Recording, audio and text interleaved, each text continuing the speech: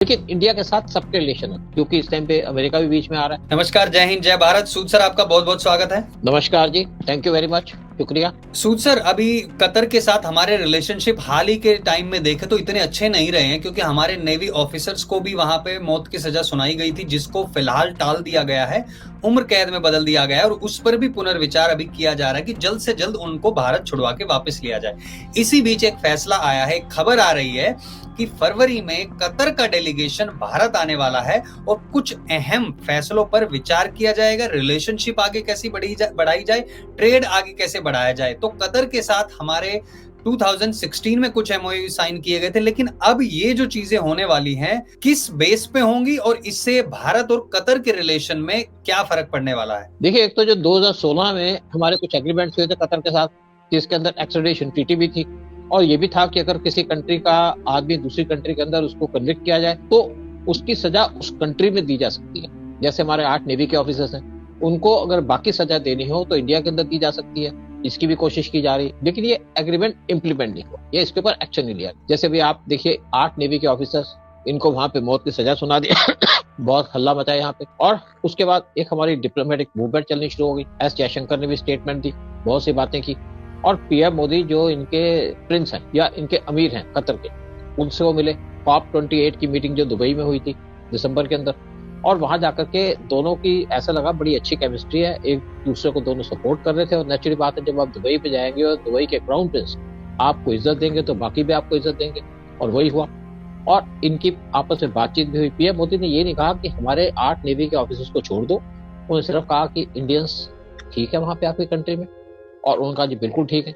उसके बाद जो 8 हमारे नेवी के ऑफिसर्स थे, उनकी सजा को उन्होंने कन्वर्ट कर दिया इनटू लाइफ इम्प्रिजनमेंट। क्योंकि जब किसी को कन्विक्ट किया जाता है तो हर एक कंट्री का अपना प्रोसीजर होता है, ये तो है नहीं कि आप एकदम सजा को माफ कर देंगे। तो उम्मीद यही लगाई जा रही है कि दोनों जो हमारे नेवी के ऑफिसर हैं, उनकी सजा बहुत जल्दी माफ कर दी जाएगी, या उनको इंडिया भेज दिया जाएगा बाकी सजा पूरी करने के लिए, और फिर हमारे कोर्ट डिसाइड करेंगे क्या उन्होंने क्राइम किया है, क्या कुछ किया है। तो इस पे बातचीत हो रही है। लेकिन दूसरी तरफ एक बहुत बड़ी डेवलपमेंट भी हुई है कि हम कतर से एक एग्रीमेंट करने वाले हैं, लॉन्ग टर्म एग्रीमेंट, और उनकी एक डेलीगेशन इंडिया के अंदर आएगी फरवरी 7 से लेकर फरवरी 9 तक।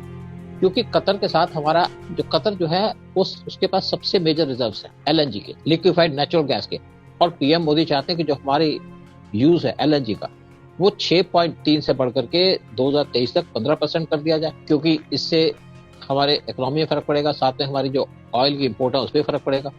और कतर भी इसके लिए तैयार हो चुका है, क्योंकि जो हमारी उनसे डील थी पहले वो वैलिड थी अप टू 2028, और हम उनसे 8.5 मिलियन मैट्रिक टन एलएनजी हर साल लेते थे।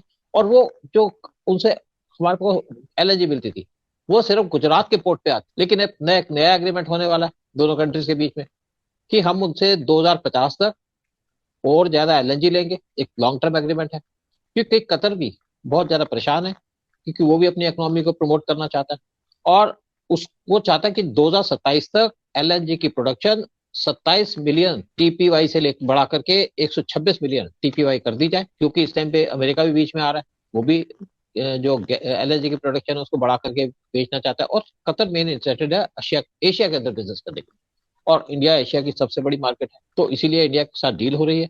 लेकिन इस डील से जो हमें एलएनजी मिलेगी वो काफी चीप मिलेगी, सस्ती मिलेगी, पैसा बचेगा, और साथ में जिस पोर्ट पे हम चाहेंगे उस पोर्ट पे हमारे को सामान डिलीवर कर दिया जाएगा। क्योंकि बहुत सी इंडियन कंपनीज है जो उनसे एलएनजी लेती हैं, चाहे गुजरात में जाए, चाहे मुंबई में आए, चाहे किसी जगह। तो उससे एक हमारा जो शिपमेंट के ऊपर खर्चा होता है, या जैसे हम पाइप से फिर आगे भेजते हैं, वो भी बचेगा। तो इंडिया के लिए बेनिफिशियल भी है और कतर के लिए भी बेनिफिशियल है, और कतर को एक लंबा दोस्त मिल जाएगा उनकी एलएनजी सप्लाई के लिए। और इससे हमारी कंट्री के दोनों के इकोनॉमिक रिलेशंस बढ़ेंगे। आज अगर किसी के साथ हमारे इकोनॉमिक रिलेशंस होते हैं तो हमारे उसके साथ पॉलिटिकल और जियो पॉलिटिकल रिलेशंस भी बढ़ते हैं, क्योंकि कतर के अंदर बहुत से इंडियंस भी काम करते हैं, और गल्फ के साथ हम एक अच्छे रिलेशन बनाना चाहते हैं। गल्फ के साथ क्या, हम तो अफ्रीका से बनाना चाहते हैं, पाकिस्तान और चीन को छोड़ करके। तो एक जो डेवलपमेंट हो रही है, इसका बहुत ज्यादा इम्पैक्ट होगा इंडियन इकोनॉमी के ऊपर, और साथ में कतर की इकोनॉमी, उसको भी बूस्ट मिलेगा। और बहुत सी और बातें जो हमारे म्यूचुअल इंटरेस्ट की बातें, उस पर भी काम किया जाएगा। मैं वही म्यूचुअल इंटरेस्ट पे ही आ रहा था कि कतर को पाकिस्तान का घनिष्ठ मित्र माना जाता है कि वो बहुत अच्छे फ्रेंड है। अब चाहे तालिबानी वहां जाके बैठे हुए हों, चाहे ये आईएसआई के कई लोग बैठे हुए हों, कतर को एक तरीके से इनका अड्डा, होम या कुछ भी कह सकते हैं, वहां पे माना जाता है। तो जो आप कह रहे हैं कि रिलेशंस जो होंगे हमारे फाइनेंशियल या फिर जो भी इकोनॉमिक रिलेशंस होंगे, उसके अलावा ये पर्सनल संबंध किस तरीके से पाकिस्तान में बैठे वो लोग भारत को नुकसान पहुंचाने की चालें चलते रहते हैं, क्या इसके ऊपर भी एक तरीके रणनीति की तरह काम कर रही है मोदी सरकार? देखिए बिल्कुल, क्या है कि जो हमारे 8 जो नेवी के ऑफिसर्स थे, इनको जब जेल भेजा गया, तो ये कहा जाता है कि पाकिस्तान की आईएसआई का बड़ा इंपॉर्टेंट रोल था इसके अंदर।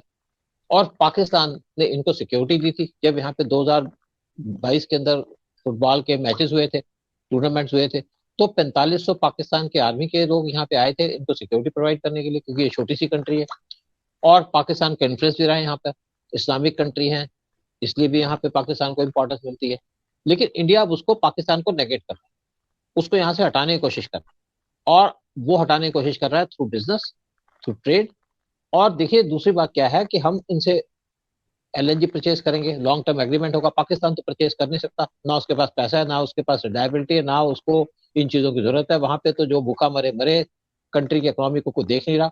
तो इसलिए इंडिया एक तो इनसे एलएनजी लेगा, दोस्ती पक्की होगी, और साथ में जो हमारे 8 नेवी के ऑफिसर्स हैं उनके ऊपर बात की जाएगी उसके बाद, कि इनको कैसे इंडिया के अंदर लाया जाए। जब हमारे उनसे रिलेशन अच्छे होंगे तो हमारी बातों को और अच्छे से सुनेंगे। और तीसरी बात क्या है कि यहाँ पे हमास के लोग बैठे हुए, जो हमास के मेन लीडरशिप है वहीं बैठी, और इसराइल को जब बात करनी होती तो यहाँ पे आके बात करते हैं, क्योंकि हमास के लीडर कतर में बैठे हुए हैं। और दूसरी बात है कि इवन आप देखिए तालिबान के लोग भी यहीं बैठे हुए थे, और जब अमेरिका तालिबान से बात कर रहा था तो कतर में आके कर रहा था। कतर ने एक बड़े सेंसिटिव तरीके से, बड़े प्रॉपर तरीके से एक रिलेशन मेंटेन करके रखा है सबके साथ, ब्रिटेन के साथ भी और अमेरिका के साथ भी। अमेरिका को उसने यहाँ पे अपनी बेस भी दी हुई है। अमेरिकन यहाँ पे अपने, उनके शिप्स यहाँ पे आते भी रहते हैं। तो अमेरिका इनको नहीं छेड़ता, ब्रिटेन इनको नहीं छेड़ते। और अगर आज हमास के लोग इनके क्लोज हैं, तो अगर कल इंडिया को जरूरत पड़ेगी तो इंडिया के भी क्लोज। और इसी तरीके से तालिबान तो आज वैसे भी इंडिया के क्लोज है। और दूसरी तरफ आप देखिए यहाँ पे हुती रेबल्स है, जिसको ईरान कंट्रोल करता है। और दूसरी तरफ यहाँ पे आपके हिजबुल्लाह है, जिनको भी ईरान कंट्रोल करता है। और इनका कतर के साथ भी अच्छा रिलेशन। एक्चुअली क्या था, कतर जीसीसी का मेंबर था। आपकी जो इनकी 5 कंट्री थी गल्फ कॉपरेशन काउंसिल की, सऊदी, यूएई, बहरीन, साथ में था आपके इजिप्ट और कतर। कतर को इन्होंने बाहर निकाला हुआ था, क्योंकि कतर ईरान के साथ अच्छे रिलेशन मेंटेन करता है। ईरान के साथ इसलिए रिलेशन मेंटेन करता है कि ईरान इसके क्लोज है, और इसकी गैस की सप्लाई ईरान के सी के पास से होकर निकलती, इसलिए उनके साथ भी अच्छे रिलेशन मेंटेन करता है। हमारे ईरान से भी रिलेशन अच्छे हैं, हमारे सऊदी के साथ अच्छे हैं, हमारे इजिप्ट के साथ अच्छे हैं, तो हम कतर के साथ क्यों छोड़ दें। और कतर एक इंपॉर्टेंट रोल भी प्ले कर रहा है इस टाइम पे। यहाँ पे बहुत से मिलिटेंट वो बैठे हुए हैं और यहाँ से मिलिटेंट एक्टिविटी नहीं करते, लेकिन जो भी करते हो हमें क्या लेना। हम अपनी कंट्री के इंटरेस्ट देख करके ना तो हिजबुल्लाह को नाराज करेंगे, ना हम हुतीस को नाराज करेंगे, ना हम हमास को नाराज करेंगे, ना हम किसी और को नाराज करेंगे। और जहां पे भी पाकिस्तान का इन्फ्लुएंस है वहां पे हम जरूर काम करेंगे, और यहाँ से पाकिस्तान के इन्फ्लुएंस को निकालेंगे कतर से। एक ये भी बड़ा इंपॉर्टेंट काम है इंडिया के लिए। इंडिया ने वैसे भी देखिए पूरे गल्फ से पाकिस्तान को तो बाहर कर ही दिया, एक कतर बचा था, वहां से बाहर कर दिया जाएगा। इसीलिए इंडिया की जो गेम चल रही है, पॉलिटिकल गेम और जियो पॉलिटिकल जो हमारी गेम चल रही है, उसी से इंडिया की पहचान है, उससे इंडिया की एक पूरे वर्ल्ड के अंदर रेस्पेक्ट भी है। जैसे हम सब इंपॉर्टेंट कंट्रीज के साथ रिलेशन अच्छे कर चुके हैं, क्योंकि इजिप्ट के साथ अंदर पीएम मोदी नहीं गए थे, सिर्फ पिछले साल गए हैं इजिप्ट के अंदर, जो वो शायद कई अफ्रीका से आ रहे थे, साउथ अफ्रीका से आ रहे थे वापस, तो एक दिन के लिए यहाँ चले गए थे इजिप्ट के अंदर शायद, या ये यूएस से आ रहे थे जब अपनी स्टेट विजिट करके। तो इजिप्ट भी एक बड़ा इंपॉर्टेंट है, क्योंकि इजिप्ट पड़ता है तो at the mouth of Africa. और हम सबसे ट्रेड भी करना चाहते हैं, बिजनेस भी करना चाहते हैं, क्योंकि हमारी एक पॉपुलेशन सबसे ज्यादा है वर्ल्ड के अंदर, 140 करोड़ के लोग आ चुके हैं, और हमारा बिजनेस भी बहुत ज्यादा है। हम बहुत सी चीजें सप्लाई कर सकते हैं और हमें बहुत सी चीजों की जरूरत है। तो इंडिया अपनी जो ट्रेड है उसको सस्ते दाम से जहां से भी चीज मिलती है वहां से परचेज करता है, और हमें अगर पॉलिटिकल जरूरत पड़ती है तो वहां से भी हमें जिसकी मदद चाहिए होती है मिलती है। देखिए क्या है कि हम अगर इजिप्ट से, अगर हमारे सऊदी के साथ रिलेशन अच्छे हैं और अगर हम सऊदी विजिट करते हैं तो ईरान हमसे नाराज नहीं होता, और ईरान विजिट करते हैं तो सऊदी सऊदी नाराज नहीं होता, क्योंकि देखा जाए तो कट्टर दुश्मन भी है। लेकिन इंडिया के साथ सबके रिलेशन अच्छे, और जो हमारी गल्फ पॉलिसी है वो पीएम मोदी के आने के बाद बहुत ज्यादा चेंज हो गई। अदरवाइज कोई भी हमारा प्राइम मिनिस्टर या लीडर गल्फ के अंदर विजिट नहीं करता था। इंदिरा गांधी के बाद किसी ने यहाँ विजिट नहीं किया, लेकिन पीएम मोदी विजिट कर रहे हैं, क्योंकि यहाँ पे हर एक कंट्री के अंदर हमारे लोग हैं, लाखों के लोग हैं, चाहे यूएई हो, चाहे सऊदी हो, चाहे कतर हो या कोई और कंट्री। और इसीलिए आज हम कतर को जो छोड़ा हुआ था उसके साथ रिलेशन को डेवलप करने लगे हुए। गैस हमको चाहिए, कतर को गैस बेचनी है, हमको गैस खरीदनी, तो ट्रेड को लेकर के हम सबके साथ बिजनेस कर रहे हैं। और बिजनेस के साथ साथ हम वहां पे अपनी पॉलिटिकल प्रेजेंस उसको इंक्रीज कर रहे हैं और पाकिस्तान को बाहर निकाल रहे हैं। जहां भी पाकिस्तान घुस जाता है या हमें नुकसान करता है, क्योंकि पाकिस्तान तो उल्टा ही काम करेगा, नुकसान तो करेगा हमारा हर एक जगह में। तो हम इसी तरीके से कतर के साथ गैस का एक डील करने जा रहे हैं, और ये गैस हमको लॉन्ग टर्म चाहिए और गैस हमको सस्ती मिल रही है। तो होपफुली जो रिलेशन पॉलिटिकल बन रहे हैं या फिर जो इकोनॉमिकल, जो देश की अर्थव्यवस्था को रखते हुए दोनों देशों की आगे बढ़ेंगे और इसमें पाकिस्तान को किनारा किया जाएगा जैसे बाकी देशों, अरब देशों ने भी किया है। तो बहुत बहुत धन्यवाद सूद सर आने के लिए और ये जानकारी हमारे साथ शेयर करने के लिए। बहुत बहुत धन्यवाद आपका। शुक्रिया, थैंक यू वेरी मच।